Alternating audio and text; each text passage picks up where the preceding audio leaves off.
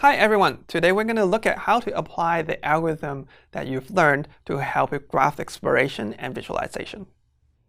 So we'll use an example that you might recall seeing from quite a few videos back, where we talk about the system called Polo, which uses machine learning and visualization to help people with graph exploration and understanding.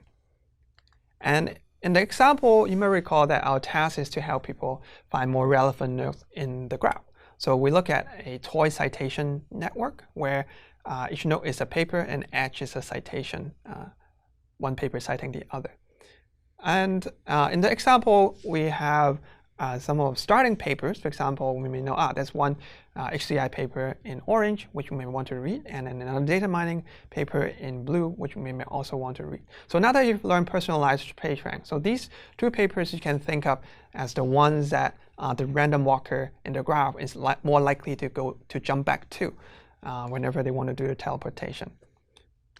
So what that means is that by using the notion of, say, random walk or and also the Gilbert association, we'll be able to compute a personalized PageRank score for all the nodes in the graph. So Gilbert association, as you may recall, meaning nodes that are connected in the graph are more likely to be related.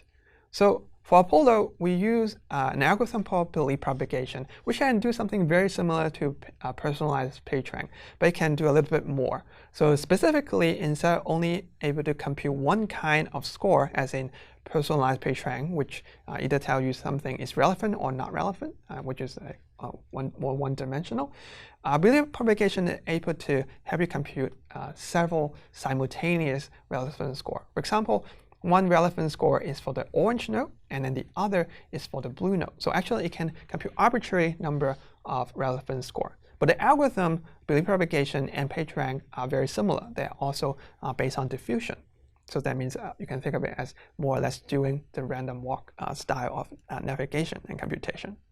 So you may recall that from previous video, what we do in Apollo is we start with only one node. Let's say in this screenshot here, we start with a node in the middle in black, and then through the exploration, the user will gradually bring in more nodes and edges into the visualization.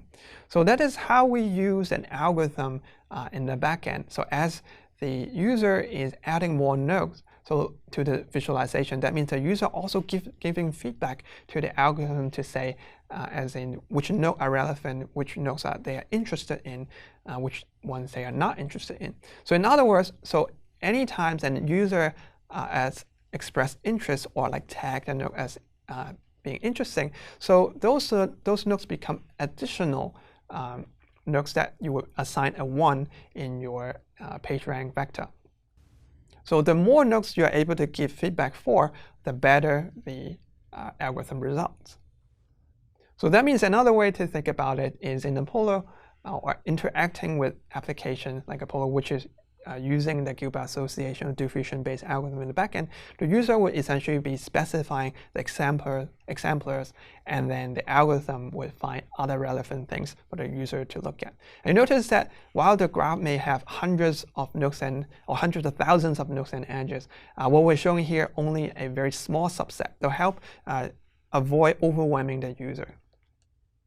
And also, leveraging the personalization of the algorithm, Apollo is able to give a very personalized landscape for the user, and also the user would feel more natural when he or she is interacting with Apollo. So it's like having a partnership with the machine.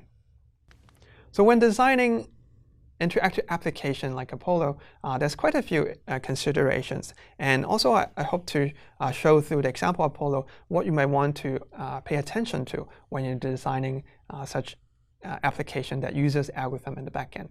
For example, when Apollo first started off in 2009, we actually don't really have a graph visualization, and instead we have more or less like list and text-based interface, where we have each group of papers represented in a text box, and then the papers that the user has expressed interest for, we're highlighting them in bold. And immediately we see a problem because people couldn't really find out what's the relationship among these papers. So that prompted us to add the graph visualization. So meaning helping people to see more clearly how things are related. And we still keep the list on the left. But interestingly, we see that people don't really use that list that much anymore. And the only time that they use it is when they want to rank things. So that prompted us to remove that list view completely so that we have more screen real estate for the graph view. And instead, we do the rank in place, provide the rank in place feature where it allows people to rank nodes on demand. What would you want to do if you want to build an application like Apollo?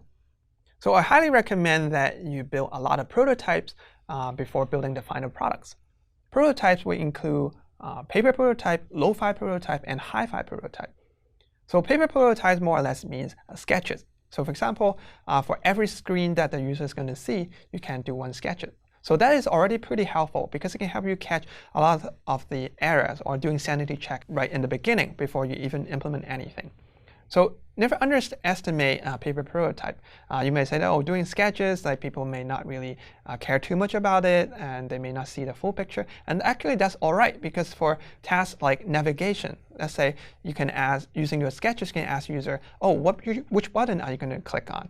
Like, does this label make sense? So those are things that people can really easy to catch. And also, using sketches actually forces the user to focus on the content instead of like decorations or color uses of your application. So after that, you may want to move to what we call lo-fi prototype. So that means something that you very quickly put together may not be as polished, but then you might have the linking or the navigation capability already built.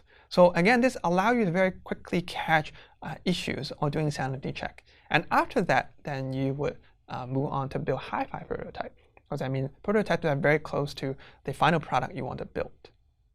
So at every stage of doing prototyping, it's very important that you involve real users as early as possible. So it could be as simple as recruiting friends to try using your tools, or maybe you want to do it more vigorously, let's say using a lab study, like a very controlled study, having different conditions, everything scripted out, and very rigorous experiment. Or maybe you do a longitudinal study. So that means you maybe release it in the wild, deployed it to let the world to use it. So all these are great options. And the important thing is to involve the real users. So it's very tempting when you're designing things to say, oh, I am the developer. I know the application really well, so why do I bother have to test it with real people? Actually, that's exactly the problem, because you know the application so well, there are a lot of issues that may be very obvious to you, but they are not obvious to first-time user at all. So for that reason, it's very important to involve real users as early as possible so they can catch all those issues. And also, I highly recommend that you take courses in human-computer interaction, HCI, or human factors or user interface design. So these courses will teach you a lot more about what you may want to pay attention to when you are working with real users. And if your application uses algorithm, let's say, as in Apollo, so it's important to identify the algorithms early on. Because there may be cases that there are just no scalable algorithms available. If that's the case, then that would affect your design. So if you wait until the very end and say, I'm going to figure out the algorithm much later, then it will affect your implementation. You might even need to scrap everything away. And also, when you're doing design for interface, as in like for Apollo, a very popular way these days is to use iterative design. Actually, this is kind of the default in industry. And the main reason we want to do it is because it's very hard to get things correct the very first time. So remember from in the older days in software engineering, the waterfall model is a proposed way to do it, meaning you would collect what they call user requirements, and then you will move forward to do a system design and the implementation. And every step, you don't really go back. And these days, we know that is not a good model to follow, because it's very unlikely that we're able to identify all the requirements, all the issues in the first place. So for that reason, we want to use a more iterative design, and which means we want to create a prototype. We do evaluation right off the bat. For example, you can use a paper prototype and then do evaluation, do another iteration of paper prototyping, evaluation, and so on. Modify the paper prototype based on your user feedback, and so on. So you keep doing it until your prototype or your product become very polished and very easy to use. So in a nutshell, so quick evaluation is very important because it helps you identify important fixes early on and it saves you a lot of time. In this video, we learned about how you may want to use scalable algorithm like personalized PageRank in an interactive graph exploration system. And also, we touch on some of the important points you may want to note when you're designing the user interface for such application. A very important thing is that you want to do iterative design and iterative testing as early as possible so you can catch the expensive errors or problems early on.